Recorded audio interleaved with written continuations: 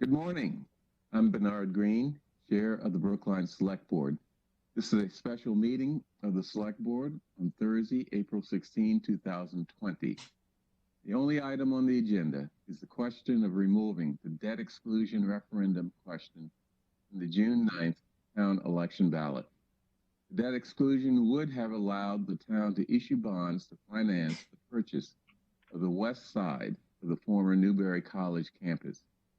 The reason for this action is that there is some concern that it may not be appropriate to ask voters to pass a debt exclusion in the midst of the current economic and social crisis when everyone's lives and future economic situation.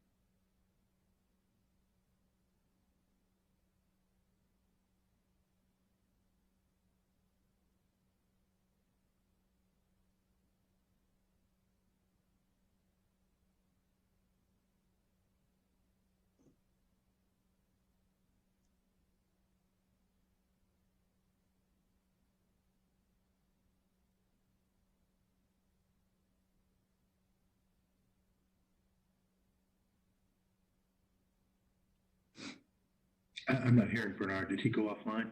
He did. It looks like he's having some bandwidth issues. I don't know if somebody else has his talking points and wants to. Well, I can weigh in here, and I can tell you what how this sort of came about. Last week, Gina Franconi appeared before the advisory committee on an unrelated issue. But she described to the advisory committee the difficulty and the number of people people are having in paying their taxes.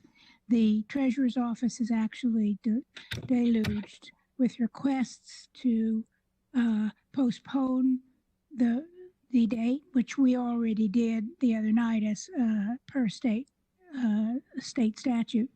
But people are really in difficult straits, and it seemed financially, and it seemed very insensitive of us to proceed with a debt exclusion that asked people to reach into their pockets at this time. So we did some quick research on the issue of removing this from the ballot and postponing the debt exclusion vote. And today was the last day we could actually remove it because the ballot is going to the printer, and there needs to be that much lead time in order for it to get printed by June 9th. So the plan is that we would remove it from the June ballot. We would proceed in June with the warrant articles on the total Newberry project. After all, most of the articles deal with the development of the property by Welltower, and is a benefit to the town, and that it will bring us revenue as opposed to asking people to pay out more. So, but the west side, we would vote the articles contingent on a future town meeting vote. Now, when you do that, and we've checked with the moderator, and he's agreed to that. He says that it's not outside the scope, especially given the current crisis. So when you do that, according to Prop 2.5 law, you need to have the election by September 15th. So we're looking at that issue. We don't need to decide that now because that ballot will have to be approved by us over in the summertime. So our thinking is to remove it now, so it's not on the June ballot. June ballot, and then our plan would be to continue with town meeting, have town meeting vote the authorization contingent upon voter approval, and have that approval before September 15th. So the September 1st ballot is the primary ballot, and that would require us to get some authorization from the Secretary of State. But no matter what, we could have a ballot on that date or another date in early September, which allows the voters to vote on this project. So I just think it makes sense. It's really an unfair time to ask people to reach into their pockets for additional taxes, given everything that's going on. So I think that, and Welltower has agreed to this. They understand the issue as well as we do, that it is a difficult time for people. So, they're eager to go ahead with the warrant articles on the remainder of the project and are agreeable to postponing the actual election on the debt exclusion until September.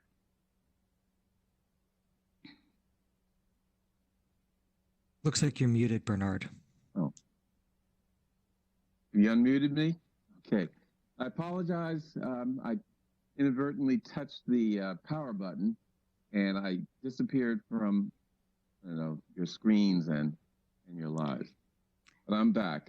I see that Nancy has taken up the issues that I was discussing and has briefed you on the reasons for this debt exclusion deferral and what we're going to do next. Any questions? Mr. Chair, this is Mel Kleckner. I guess I would just ask the special counsel, Mara Goldberg, to review her opinion that the board is authorized to do this. As you know, the board has already approved a warrant for the election, which included this debt exclusion question. Given the fact, as Select Board Member Heller said, that we haven't actually gone to print, haven't issued any absentee ballots yet, so we are in this window, and today is the end of that window to allow us to remove the question. So we can ask Attorney Goldberg to confirm that. In terms of going forward and when we're going to schedule the election, I might suggest we just defer that discussion today. There's a lot of issues that are associated with that, and if we're not making a decision today, then maybe we can defer that part of the discussion.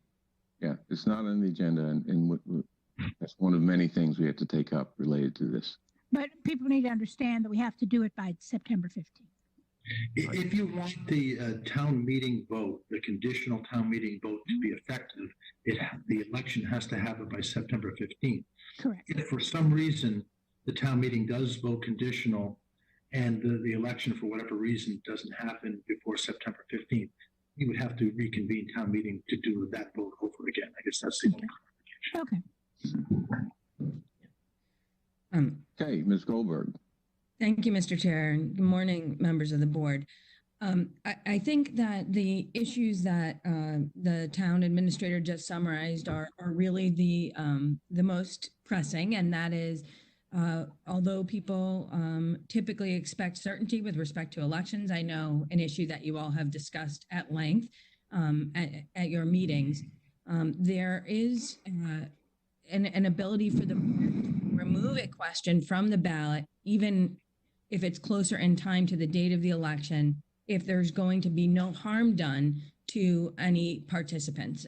In this case, the ballots have not yet been printed. The ballots have not been sent to any requesters for absentee ballots. No one has voted yet in this election, and there will be no harm therefore to voters. It's not going to be difficult to get the ballots printed soon enough to allow for the printing. So and for them to be mailed out to everyone. So at this point, there is sufficient time to remove those matters from the ballot, to remove that matter from the ballot, and to do so consistent with the applicable election laws. All right, thank you. Mr. Nutting, would you like to introduce yourself and maybe give us some idea of what you're working on? I have to hit okay here. Hello, can you hear me? Yep. Okay, thank you, Mr. Chairman and members of the board. First of all, I want to say thank you for having me, and you should know how hard the town clerk staff is working at this point. Linda, Chris, Alicia, etc., in a difficult situation. I think everybody can be proud of them. So we've been working on obviously getting the ballot finalized and getting that out the door as soon as you make a decision to our printer, LHS, who does all our work. We're going to make sure all of the ballot machines are going to be tested, hopefully in the next week or so, to make sure they're properly working. We've been working with the entire staff on public relations related to voting, and I think Mel sent you out a draft of a fully-sized postcard that they'll spruce up with their public relations firm to get out to everybody. There's over 30,000 households that need to get informed about this. We'll have to gear up for an extraordinary early voting effort. We're encouraging as many people as possible, and I think based on the wisdom of the board, to vote absentee or early voting, just because of the whole virus. The other thing we're working on is trying to figure out polling locations and how both the workers and the public can vote safely on June 9th. If you start thinking about separating polling voting booths by 6 feet and keeping the employees safe and masks and not reusing pens, etc., all the safe procedures, we're working on it with a team of folks to come up with those protocols. And that might include having to relocate some precinct polling places. So lots going on. I'm happy to answer any questions that you may have. All right. Any questions of Mr. Nutter or Ms. Goldberg? No? Any comments? No, Bernard, I would like to ask a question. Okay.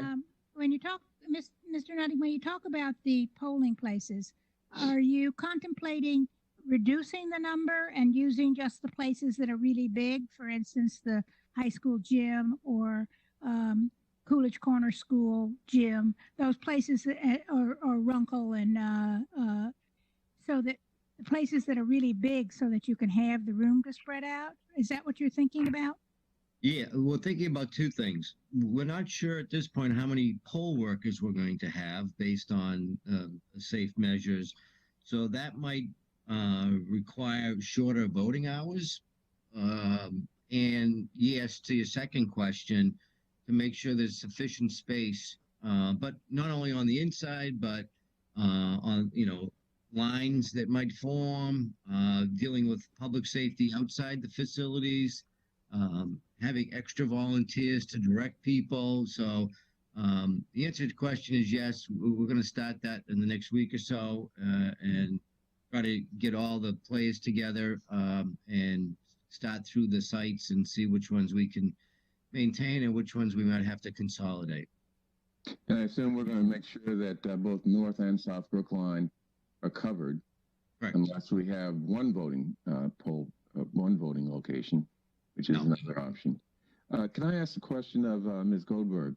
Are we allowed to shorten the voting hours under state law? Mr. Chairman, to the extent that the polling hours are not set in the town bylaws, and I did look through them and didn't see that, but I would want to look through again just to make sure, or ask town council to double check. Then, Okay, then you do have the ability to reduce the number of hours that the polls are open. For a state election, they have to be open for 13 hours, starting at 7 a.m. at the latest. For a town election, they have to be open for 4 hours, starting at 12 p.m. at the latest. So is that under state law, the 4-hour requirement? Yes, it is. It's Chapter 54, Section 64 of the General Laws. Right. And I should have mentioned earlier, and I apologize for not mentioning this. I had started off by saying that regularity with respect to elections is what is expected by voters, and so anytime that there's a change made, one can't predict whether people will be opposed to that or whether they might challenge that. So there's always going to be some level of risk for changing direction. But nevertheless, I think in this case, there is sufficient factual circumstances that justify and make it appropriate a decision at this juncture. All right, thank you. Any other questions? Mr. Franco? I'm sorry, Ms. Heller? It looked No, like he Mr. has Franco to was unmute speaking. himself. Yeah, he has to be unmuted. Devin, could you think- unmute I Mr. think Franco? I think I am unmuted. Can you hear me? Yes, we can hear you. Perfect. I have a question about the communication strategy. I know we just saw a draft postcard, and it sounds like we're starting to think about consolidation of polling locations and reduction of hours. When are we going to be ready to talk to the public about what the plan is, both about absentee ballots and the procedure to request a ballot, but also what the opportunities are to vote in person, both where and when?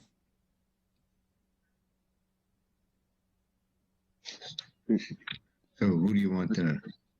Mr. Nutting? Let me start, Jeff, if I could, and then I'll turn it over to you. So I think, Bernard, one of the things we want, or Ben, one of the things we wanted to do is start this process of getting the mail-in applications going. That's our most important thing. We really want to maximize mail-in voting at this election. So that's our focus. That's why we're proposing this postcard to be mailed to every household in the community. And in the postcard, we indicate that voting is still available in person, and that we will be making further instructions or advice about that. So I think we're ready to roll. I think my memo to you and the proposed postcard, we're getting close. But Jeff, I'll ask you to fill in. Unmute yourself. I'm sorry. You're all set. We can hear you. Okay, so I think the real issue is we didn't want to start contacting poll workers about their availability at the peak of what's going on. So we wanted to delay a few weeks before we contacted them all to see who's willing to come forward. So that would drive the hour issue. Obviously, if we can keep it at the regular hours, that's our goal. But if it has to be shortened a little, we'll know better when we have the poll workers count. Similarly, you still have to have 16 precincts to vote, but you don't necessarily have to have the same number of locations. So, we want to work starting next week with all the professionals and say, let's go place to place. Is this a safe place to vote? Can we actually set up the booths? So that's going to take 2 or 3 weeks. And then we have to do if there is a consolidation of polling places, we have to reach out to those precincts that are affected ASAP and let them know what's going on, and still push early voting right through this whole process. So we're 2 to 3 weeks out on that whole issue, I would suggest. 2 to 3 weeks out on finalizing the details of the polling places, et cetera. But we can get out the information to the public immediately. On absentee voting. Right, on absentee voting. Yeah, we're going to start that whole push ASAP. So what I heard is a postcard is going to go out in the next week about absentee voting, and there'll be a communication in 3 weeks, maybe a month, about the hours and the locations where in-person voting can take place. Right, but just to be sure, it takes about 10 to 12 days to get this printed because the folks at the print shop don't have all the staff. So it's not really going to go out, and it'll go online. It will go on all the social media, hopefully in the newspapers, but it can't be physically delivered until it gets printed. Understood. Thank you. Mr. Chairman, this is Lauren Goldberg again, if I may. Yes, Lauren. Thank you. I just wanted to formalize too that there is an end time when the board has to have made a decision about polling places, but there is some time now to make that decision. So under state law, Chapter 54, Section 24, the board has to decide on polling places and provide notice of that no later than 20 days prior to the date of the election. So there's nothing in the meantime that stops people from voting by absentee or by early voting. And that's one of the reasons that it's so important that the ballot goes out to get printed. But Right. in the interim, there is time for the town to assess the types of measures that will be required to set up safe polling places due to COVID-19 and related matters. So there's plenty of time, and people shouldn't be worried today, in my opinion, about where they will wind up voting, because you all will have to make those decisions kind of slow and steady. All right. And we have to May 20th, as I calculate. Could I make a suggestion to the town administrator and Mr. Nutting, which is that do you hear me? Okay, so I hear a lot of feedback, but anyway, one of the things that's become a little clearer to me in the last few days is that many people in our community are not getting notices even about COVID or unless we use the phone call system. And I'm wondering whether on that postcard there's room to request or advise people to go on the town website and fill in their email address in the Notify Me section, which can be found in the upper right-hand corner of the front page of the brooklinema.gov. I don't know how many emails we actually have through that system, but I know a lot of people are not receiving the daily updates by email. People are concerned, I think, and rightly so, that the town communication systems need to do a more in-depth job if possible. And this is one way we could ask people to sign up, put their email address in that system so that they will get the daily updates, they will get other information, and we could communicate with them as well about the election.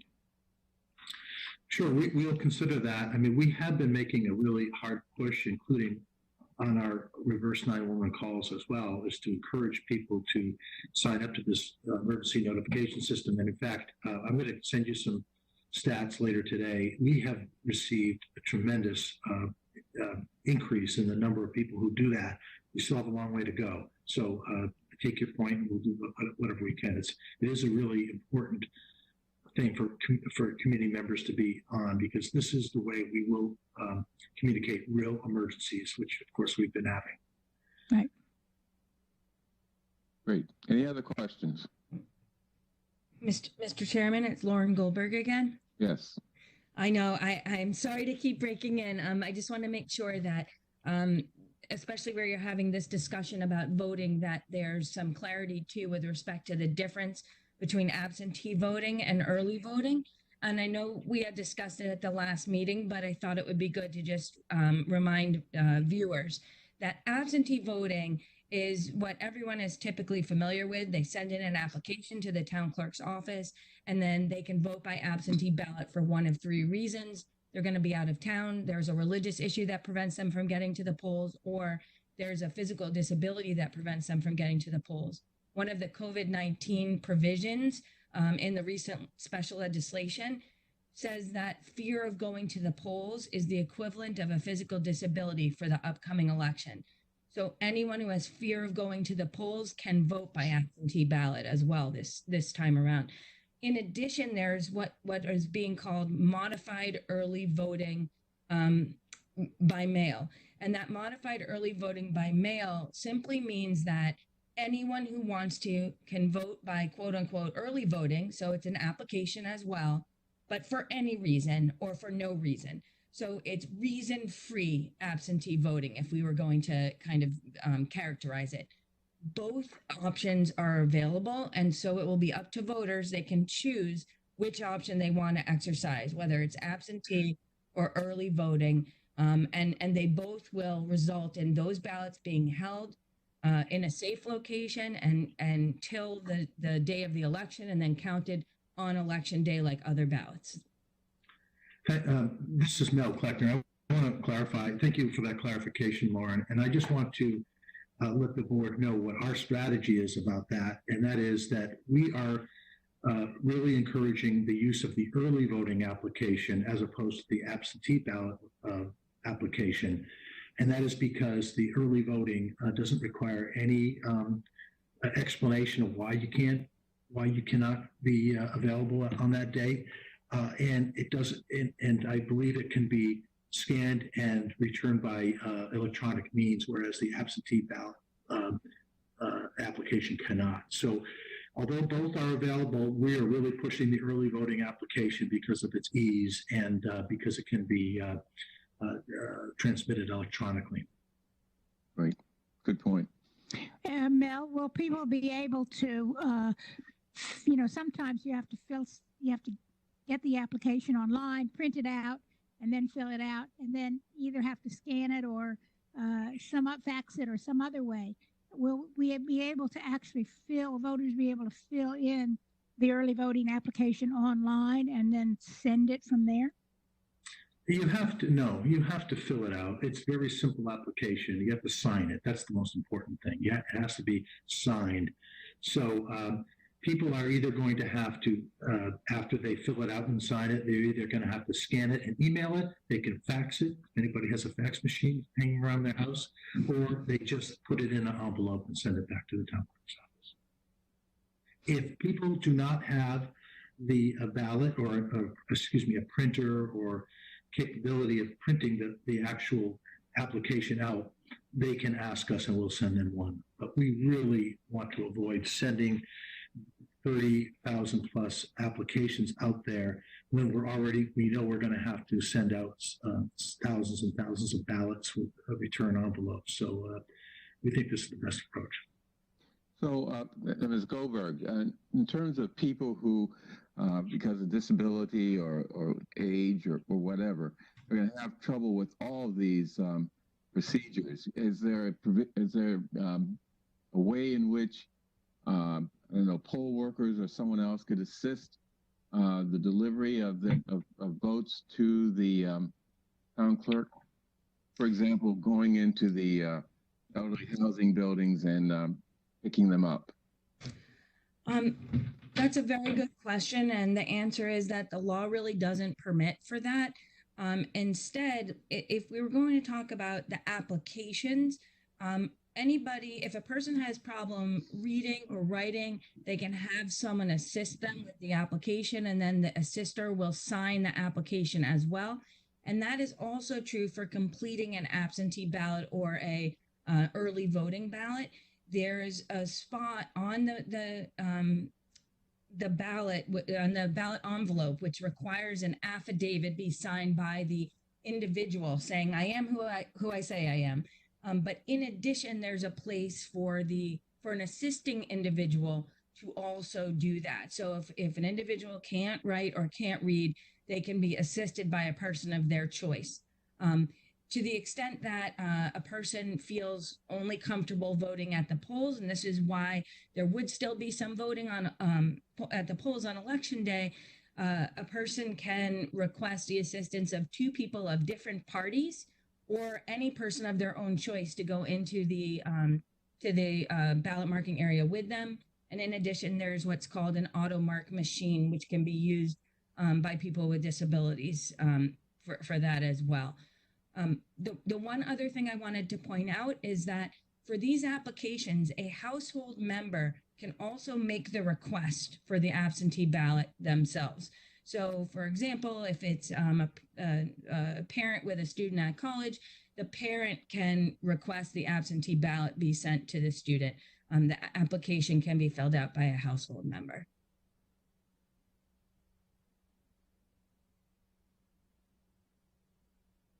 The elderly housing, private buildings, as well as the public housing authority, in terms of making sure that where people need such assistance, as Ms. Goldberg indicated, that assistance can be made available. Let me ask Lauren a specific question. If we wanted to deliver to, for example, a public housing facility, a stack of early voting applications, is that acceptable? Absolutely. Yes, it is. All right. So I think that would be another strategy we would use for some of these multi-unit buildings where people live. Perhaps is just allow people to pick up, an application, not unlike when people put out, the W-4 forms, tax forms and things. Right. And maybe we should figure out ways of delivering them also to just regular large buildings, for example, the Brook House, who can notify their residents that they're available. And that's one way to get them out to a large body of people. The one thing we want to avoid is people just filling them out with no intention of voting, because it's a lot of work to send out these ballots. We don't want a lot of ballots out there. A lot of extra work. So I think that is a good strategy, but we have to be careful that we don't just assume people will send these out saying, what the heck, I might as well apply, and then have really no intention of voting down the road. Mr. Chairman, it's Lauren again. I just want to also add that I've really seen in many towns that the use of social media is a tremendous way of getting the word out. All of you are elected and have your own constituencies who are interested in what you have to say. So that's one way, or one additional area to use in a significant way, and also to push it to neighborhood groups. I don't know what kind of Facebook groups Brookline has, but I'm going to guess it has some. And so to give them that notice, so you can issue a press release and ask others to carry it for you. You can put it on your cable channel. You can run it as a banner on the cable channel. You can have a banner flashing on your website. And I do think it's appropriate to leave some applications along with some registration forms in the lobbies of buildings. I think that's an effective way of reaching people who might not want to use their computers. But for those who do use computers, I would suggest if every one of you, for example, were to post that these are now available and to call the town clerk's office with questions, and that was to be forwarded on. Also, I believe you have a Twitter presence. You could put it on Twitter. And those are ways that people that are looking for it will find it, in addition to a reverse 911 call or something like that. I've got another timing question. We've talked a lot about making these early voting and these absentee voting applications available. I'm just wondering when the public can expect to start to receive the ballots themselves. I wouldn't want people to send the application in, not hear anything for 2 weeks, and start to get very, very concerned. So what's the expected timeline on action and the return response that they're looking for being effected? I think in the draft postcard we've been preparing, we are committing 3 to 5 business days after application is received that the ballots will come in. I think that's responsive to that question. Thank you. We think the postcards will start arriving to people the week, certainly before May 11th. But we don't want to commit before then. But I think people will start seeing these postcards somewhere around in the 8th, 9th, 10th range, and then once they apply, and they can do it right on that, they could actually take a picture of the completed application with signature showing and just send it back by email, and that's good enough. So folks that have already applied, the soonest they could expect to see a ballot is mid-May? Well, that's a good question. If they've already applied through an absentee ballot, I'm guessing that we'll send it out as soon as we get the ballots, but I'll ask Jeff or Linda to clarify that. Exactly. Once you take this vote this morning, one way or the other, we will send this off to our printer. We expect the ballots back a week from Monday. We do have, a handful of absentee requests already. We'll process those as soon as the ballots come in within 3 business days. So, and then that's going to be about, we'll try to get the postcard out ASAP. So we'll start processing them as soon as the ballots arrive. Great. Any other questions? I have a question. In the unlikely event that somehow this election gets postponed, I believe that the early voting application or the ballots are only good through June 30th of 2020. Right. What do we do if that becomes a problem?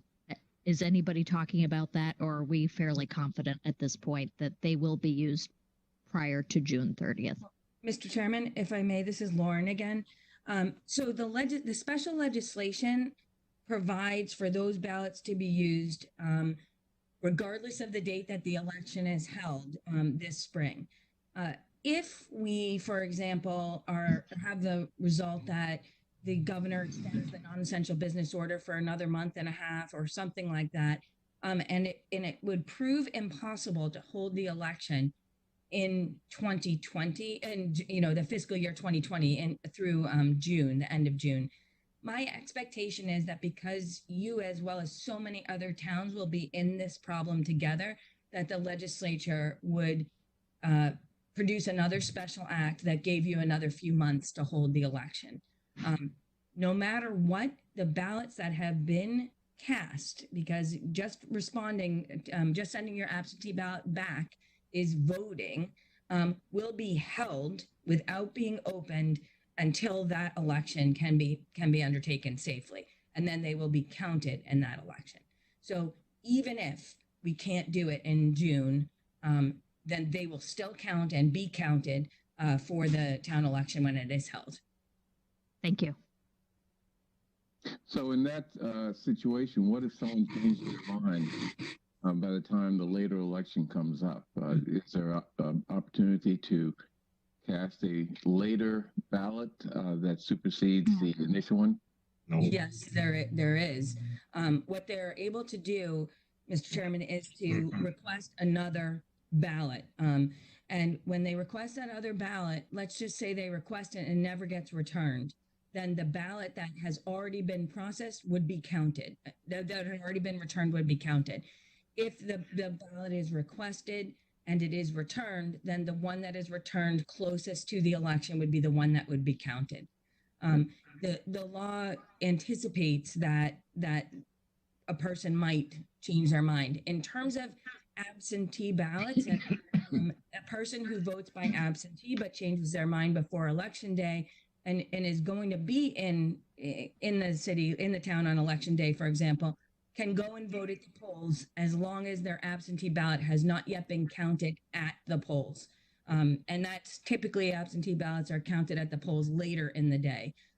So anybody who changed their mind or who would prefer to vote in person for whatever reason could go to the polls on election day if they voted by absentee. Thank you. Any other questions? I have questions about our agenda item. So if there's other questions about voting in general, I can hold off. But okay, why don't you ask that? Yeah, great. I've got 2 questions and maybe another thought to share. But one question is, if we were to vote to take this off the ballot, and according to the current plan, we would need to have an election on this measure by September 15th. Are we required to have our own election, or can we piggyback off of the election that's happening? I think, what is it, end of August or September 1? I forget what date that is. Mr. Chairman, this is Lauren again. So you would, if you were to have an election on the same day as the state primary, which is September 1, you would actually be running 2 entirely separate elections. And what by that, or what that means is that you would have one check-in and one check-out list for the state primary, Okay, which remember there's 4 ballots that are available at the state primary because there's 4 parties.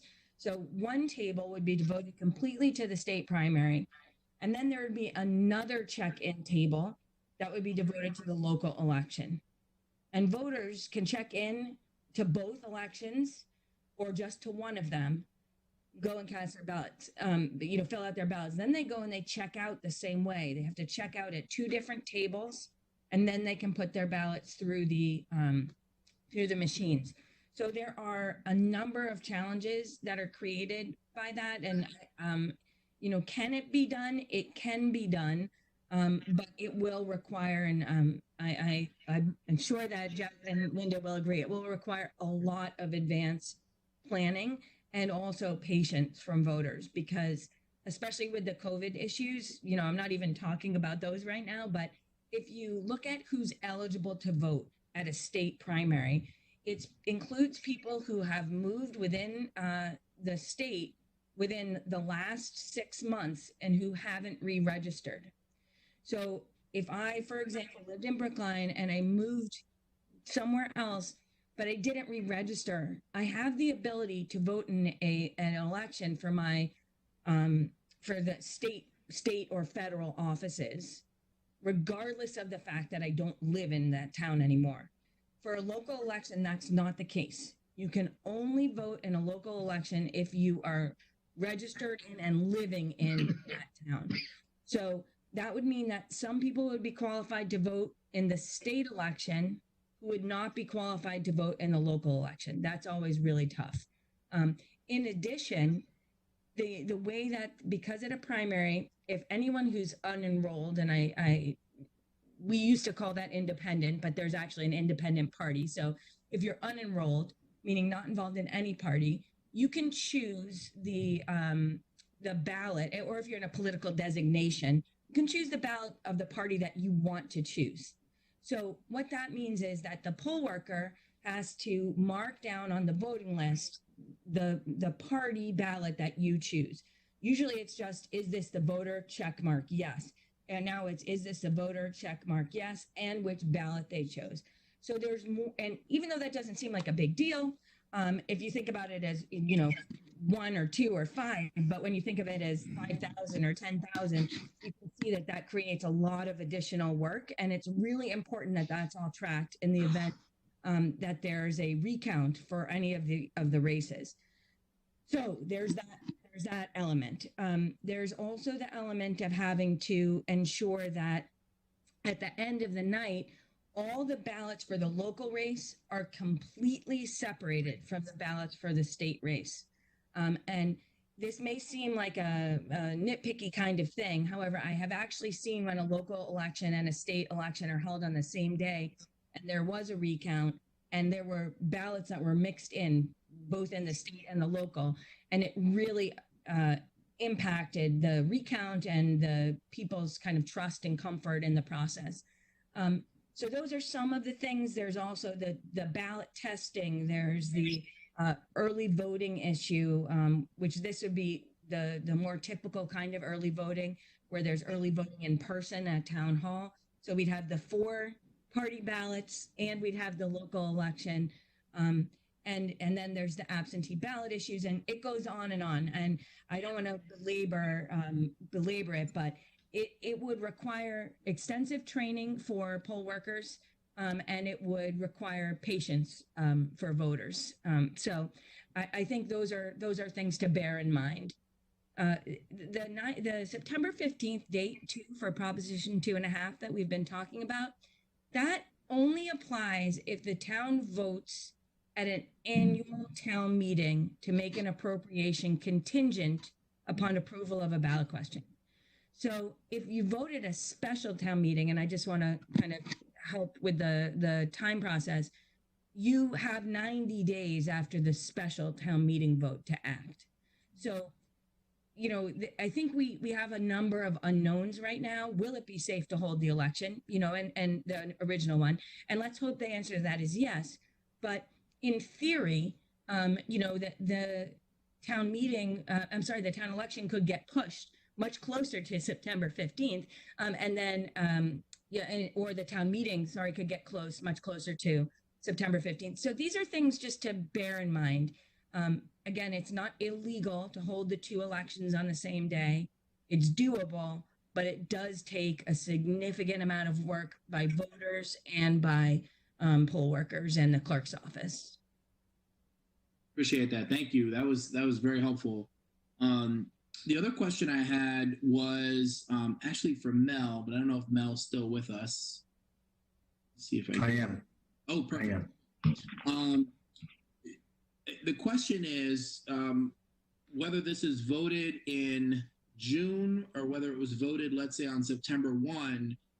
Will there be any difference in when the taxes actually hit people's bills as a result of this debt exclusion, in which I presume would be it's some month 2021? No, I don't think it would have a bearing on that. Okay. That's independent. Yeah. So that's one of the things that, I think there's two things that are giving me pause right now. One is the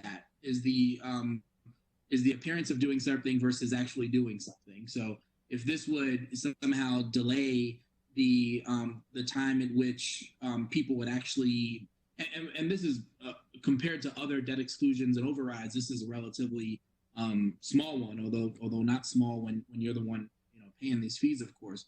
But that the date at which it's going to end up in their bill won't actually change if we take this action, which will require, as Attorney Goldberg just mentioned, a great deal of coordination. I imagine there's going to be some more costs for more staff to manage this, et cetera. The other concern I have is that the proper, or at least normal way that we do this is residents have a say and then town meeting has a say. There's one scenario in which town meeting supports this, and then the residents still get their say. They can support it or not support it. There's another scenario in which 1/3 of town meeting doesn't support this. And then the residents don't get to have a say as to whether or not they would support this. And so I wouldn't be in favor of any plan that allows town meeting to vote before the voters get to decide. And where, based on what I've heard today, I mean, I'm still being open-minded, but based on what I've heard so far today, I'm currently leaning toward just keeping things as they are, keeping the ballot as it is.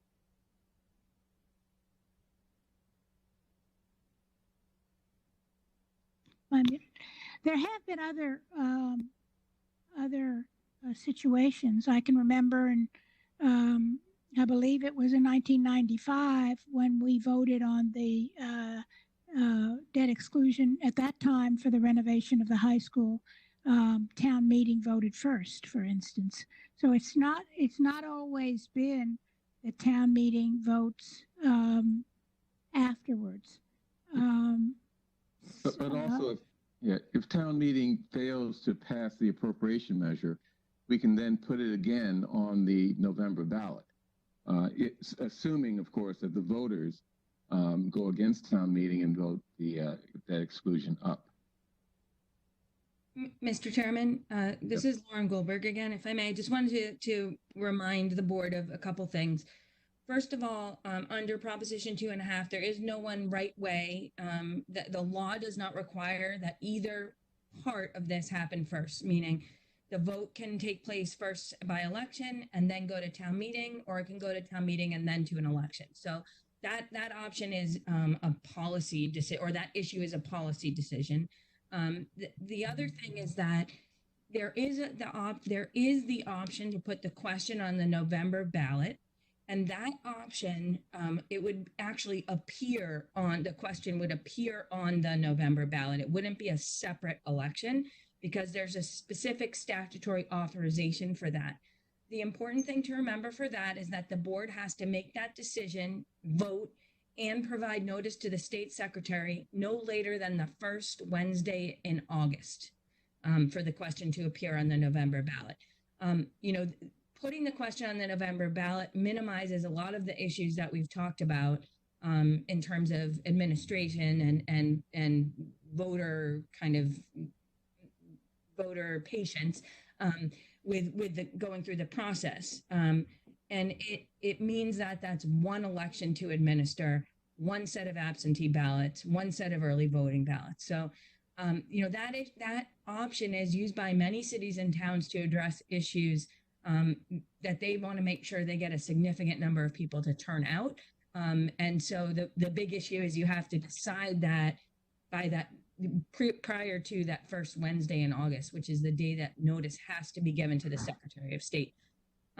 With respect to that, if you didn't have the question on the ballot in the spring and your town meeting got pushed further, you could wind up in that 90-day area that we were just talking about, the 90 days for a special town meeting. Or if it's the annual town meeting, because the annual town meeting gets pushed as well. I think that's something that we could talk to the OR about how they would handle that, or into bond council. So I think that is a real option that doesn't impose a significant and additional administrative burdens. Also, and this is more anecdotal than anything, by then we should have a better picture of how to run a safer election. So all of those things are going to wind up being policy decisions, but I think they're all important, and those legal deadlines are going to make a difference. So, if this is Mel Kleckner. I think the complication with all of this is a two-party deal. It's not just the town making a decision what to do. We have an agreement with a private landowner, Welltower, and so I think that's the challenge we're facing. The unfortunate part is today we have to make a decision of whether that debt exclusion question gets on the ballot for June 9th. The other issues, I think, I'm not sure we could make a decision today about when the election's going on without having an agreement with Welltower. I just want to make the point responsive to Mr. Fernandez, is that if we take it off, the debt exclusion off the ballot for June 9th, and then town meeting turns down the appropriation, that doesn't mean that we can't put the appropriation measure on a new warrant for the November ballot after the voters have an opportunity to say yes or no to the debt exclusion. All right, that's all information. Just so we can put it out there, what's the remind us what the anticipated hit to people's because this is all about people's bills, right? What the anticipated hit based on this debt exclusion would be to, I guess, the average household, or maybe have it broken down in some other way? I hope Melissa's on the line and she can answer that.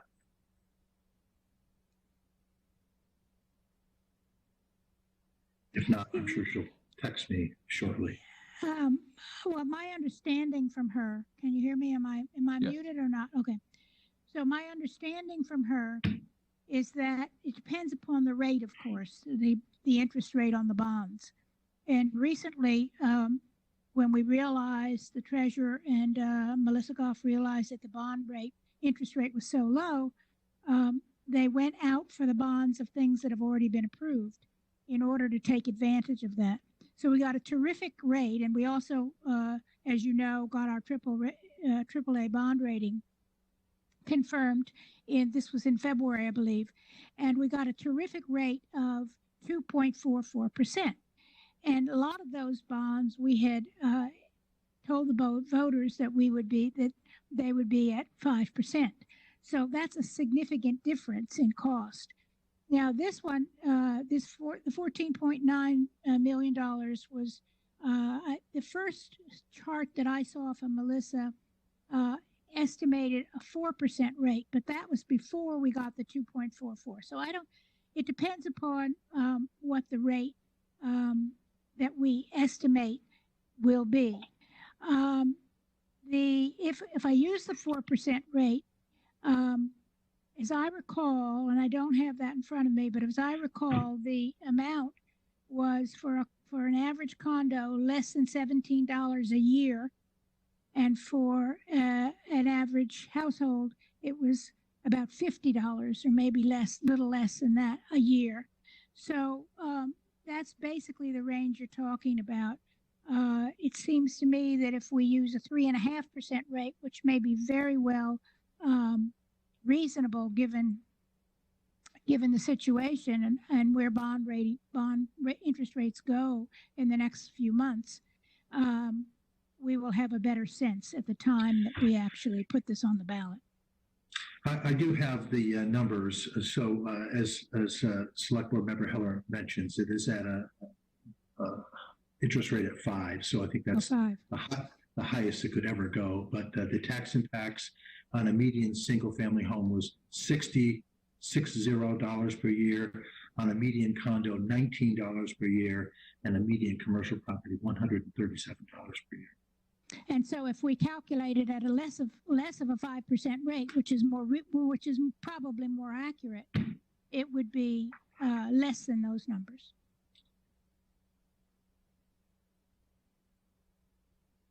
Yes, based on the world as it is today, but we don't know what the world will be like down the road. So I think that we should couch any discussion of the impact of this on people's taxes with the caveat that we don't know. I think just one other way to think about this would be that that voting this sooner than later, we've got a better sense of what the market looks like right now than we will, I don't know, September, November, or what it could look like then. I've got no clue. And then also, and again, these are really obviously, at the high end, we're looking at, for the average single family household, $60 over the course of the entire year. To the extent that there are some people that will be concerned about that, voting this earlier also gives people more time to plan for it than voting it later. Just some other things to consider. Yeah, I'd just be cautious about trying to play the market here or time the market. Well, and I also think that given the fact that so many people have lost their jobs now, we're hoping that the economy will come back and people will get their jobs back over the summer, and this will be more short-lived, and we're hoping, and so that gives people more understanding of what their finances are going to be. And I think that that's important. I do think it's really insensitive to ask people right at this moment, given what COVID has done to people's lives. So it's pretty clear to me that this may not be a unanimous vote, which leads me to ask, what's the level of support we need to do this? I know that to put a debt exclusion question on the ballot, it requires 2/3 of the select board, 4 out of 5. Is the same true for moving this question to a future ballot, or is it a simple majority? Or taking off this ballot. Correct. However you want to phrase it. Mr. Chairman, this is Lauren. It's a majority vote to take it off the ballot. It's a 2/3 vote to put it on the ballot, to put it on some other ballot. Okay, thanks. Yep. Okay, any other questions? I just want to hear briefly, and then I'll stop talking, is that that if there was a scenario in which, this is a response to Select Board Member Heller's previous comment, if there was a scenario in which we would delay this hitting people's bills for 3 to 6 months, I'd be all in favor of it. But the only scenario that I've heard on this call is that regardless of what we do, the actual financial impact is going to be the same month, 2021, regardless of whether we keep this on the ballot currently or we move it to September.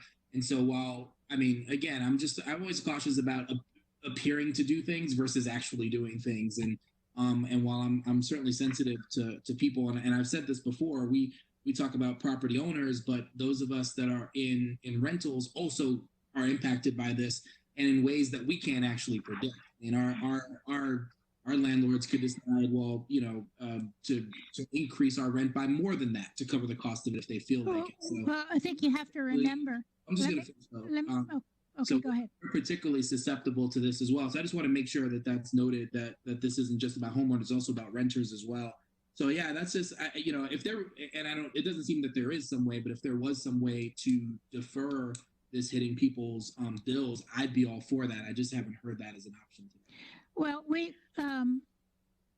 we're not going to be closing on the west side until after the agreement with Welltower requires them to have gotten all of their permits and gone through the ZBA process and have the AG rule on that so that the chance of appeal is gone. So that all of that won't happen until at least January, maybe longer. I'm not sure. We can't tell, but we're anticipating and we're hoping, but COVID may have effects on that too. So we wouldn't actually necessarily go out for the bonds until we have actually closed on the property, until we actually, we'll do it pretty soon, either before or right after. So we wouldn't be, it may be that people would only pay a third of the amount. The timing is not cast in stone. It's not, it will be in, it will be there, but the other elements are per our agreement. And by the way, the agreement has been subject to a modification, which is that we moved the dates back a month. Prior to this, we anticipated that they will have gone through all of these processes and get all the zoning and permits they need by the end of December. We're not sure that's true. So we moved in agreement with them, we moved the date back a month. It may come to pass that we have to move it again. I don't know. I mean, nothing is certain right now. So the only thing I'm certain of is that I think it's insensitive of us to ask the voters. It's very hard for them to say, well, I'll vote to raise my taxes in 2 years when they are or a year, when they're so uncertain right now of how long they're going to be out of work and what the financial impact of all of this is going to be. So I just feel that it is insensitive of us to ask voters to consider raising their taxes in this scenario. Right. Okay, any other questions? I'd like to weigh in. I share Mr. Fernandez's concern about putting the townwide election after a town meeting vote. I think in the past year we've learned from a number of warrant articles that have come before a town meeting that you can't take a town meeting approval for granted, and I worry that there will be a backlash. I know if I were a town meeting member right now, I would be deeply uncomfortable voting on this, not knowing how voters of the town support. So with the order of operations right now, I'm not sure that I can support taking this off, even though I'm deeply empathetic to Nancy's point about this is not the best time to be asking people for a debt exclusion. Where I can't make the leap is the order of operations. I really do think a townwide vote needs to come before we hold town meeting and they vote.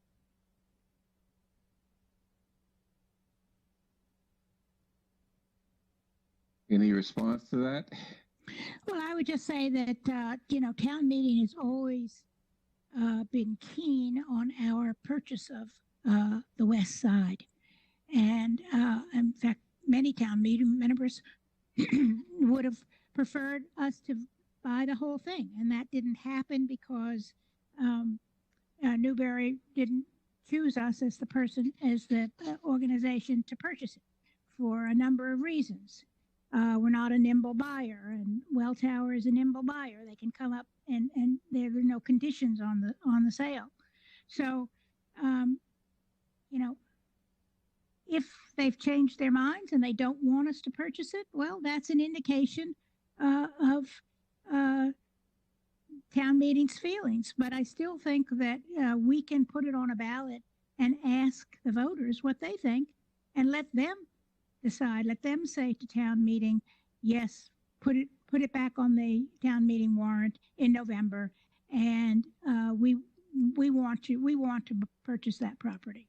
So I don't think we lose either way, but I do think we are respecting the fact that people are hurting right now, and I think that that's a very important thing for this board to say to people. We understand. We understand your situation, and we understand it's very difficult for you. Let me add to that. We are not voting tonight or this morning on the appropriate or when we're going to put the appropriation on the town meeting warrant. This is just to take the debt exclusion off of the June ballot. Secondly, I'd say that town meeting is a representative body, and we can expect them to represent their constituents even prior to a vote. In this case, on a debt exclusion. So I don't think that there's any real justification for saying that town meeting needs to wait for the voters to vote on a debt exclusion before making the appropriation contingent on that vote. But that's an issue to be taken up at a later date and debated at a later date. Right now, we're only concerned with taking the debt exclusion off of the referendum ballot. We also just got a chat, so I'd let the other members of the public who were on, I assume you all saw it, a message from John Van Scoyac, which was that this is the procedure we use with Driscoll. We voted it in November, contingent upon the voters. The voters said yes in December, so it went through. So it's not an unheard of way to do it. We've done it before. I know of situations in the past. We have a recent example. So I don't think it's and I think never before have we had this kind of situation where the voters, the population of Brookline is under stress, financial stress, due to a situation which is beyond any of our control. But I think we need to be sensitive to it. Any other comments, questions? No? I think we're ready for a vote. Well, let's vote. Okay. I move approval of the question to remove the debt exclusion referendum question from the June 9 annual town election ballot. All in favor, Mr. Franco? Aye. Ms. Heller? Aye. Ms. Hamilton? No. Mr. Fernandez? Nope. Ooh, your vote's aye. But this is a majority vote. Okay, good. I had to think that through for a second. Okay. Any further business? Any further comment? Questions? Then I adjourn this meeting. Thank you, everyone. Thanks, everybody. Thank you. And thank you, Deborah, Bye. especially. Bye.